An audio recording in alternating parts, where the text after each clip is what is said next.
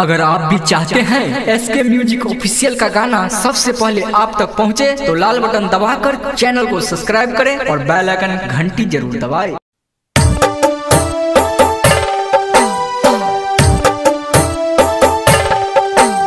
अभी आप सुन रहे हैं खड़गपुर से एसके म्यूजिक ऑफिशियल मैथिली की शानदार प्रस्तुति।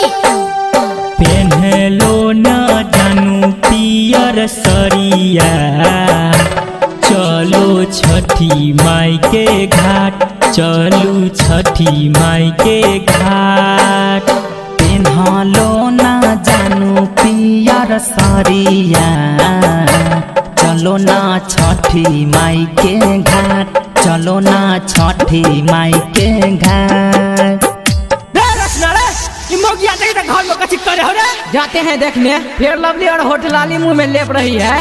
पेन्हले न जानू पियर सरिया, पेन्हले न जानू पियर सरिया।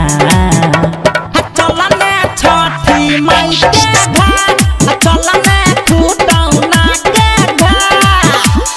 पेन्हले न जानू पियर सरिया, तो चल खुटौना के घाट, तो चल जयनगर के घाट। अभी आप सुन रहे हैं जय श्री कैसेट कंपनी की प्रस्तुति। बाट में पूछेला बटोहिया, बाट में पूछेला बटोहिया। बहंगी के करा के जाए, बहंगी के करा के जाए। जय हो छठी मैया। तू तो आन्हर होई बेरे बटोहिया, तू तो आन्हर होई बेरे बटोहिया। तो बहंगी लचकता जाए कि बहंगी छठी माई के जाए।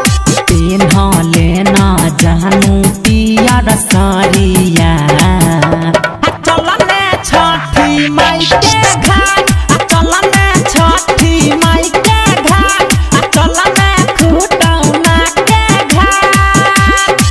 होटल वाला 5 स्टार और सत्य बाई के गाना लगो ना। कले न हाली से तैयारिया, कले न हाली से तैयारिया। अर्घ बेरा बीतल जाए, अर्घ बेरा बीतल जाए। हम काचे ही बाँस के बहंगिया, काचे ही बाँस के बहंगिया। बहंगी लहचकता जाए, बहंगी लहचकता जाए। काचे ही बाँस के बहंगिया, तो बहंगी लहचकता जाए कि बहंगी लहचकता जाए, कि बहंगी लहचकता जाए। खड़गपुर से एसके म्यूजिक ऑफिशियल मैथिली की शानदार प्रस्तुति।